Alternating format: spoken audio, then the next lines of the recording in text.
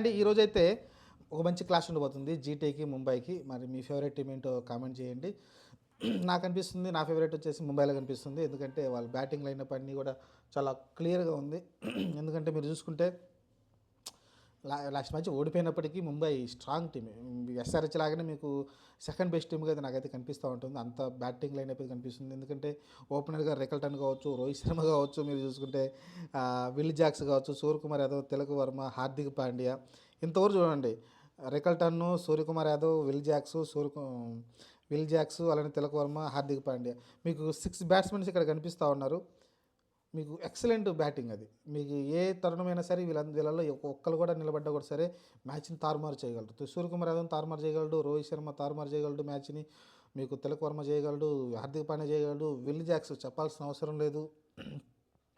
Rickelton కూడా ఓపెనర్గా last match అతనే మంచి బ్రిలియంట్ ఇన్నింగ్స్ ఆడడం చూసాం. కానీ కొంచెం అడపడప ఛాన్సెస్ వచ్చినాయి, అయినప్పటికీ మంచి ఇన్నింగ్స్ ఆడడం చూసాం.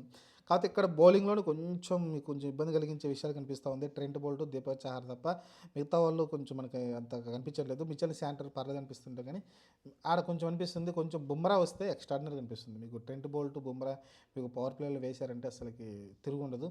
చూడాలి మరి అక్కడ కొంచెం వీక్గా కనిపిస్తుంది తప్ప కొంచెం అదేమన్నా పై చేయి వీళ్ళ దగ్గర ఉండొచ్చు. ఎందుకంటే మీకు ఇటు పక్క చూసుకుంటే కసిగు రబడ కావచ్చు, ప్రసిద్ధి కృష్ణ కావచ్చు, మహమ్మద్ సిరాజ్, వీళ్ళు కొంచెం మంచిగా కనిపిస్తుంది. సాయి కిషోర్, రషీద్ ఖాన్, వీళ్ళైతే మంచిగా కనిపిస్తుంది బౌలింగ్ డిపార్ట్మెంట్లో. బౌలింగ్ అక్కడ బొమ్మాయి దగ్గర కొంచెం వీక్ అనిపిస్తుంది, ఇక్కడ చూస్తే కొంచెం స్ట్రాంగ్ అనిపిస్తుంది.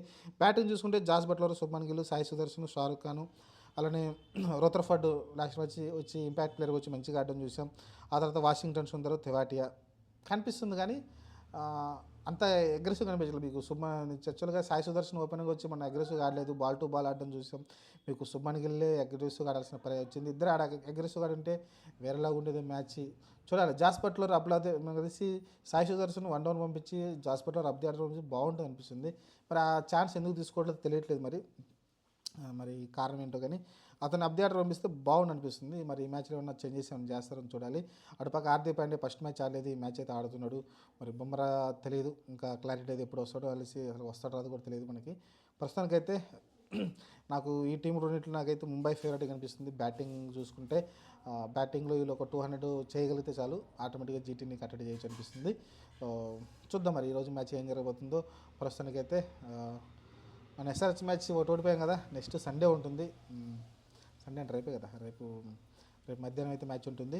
ప్రస్తుతానికైతే నాకు మీ ఫేవరెట్ ఏందో కామెంట్ చేయండి. నా ఫేవరెట్ వచ్చేసి ముంబై.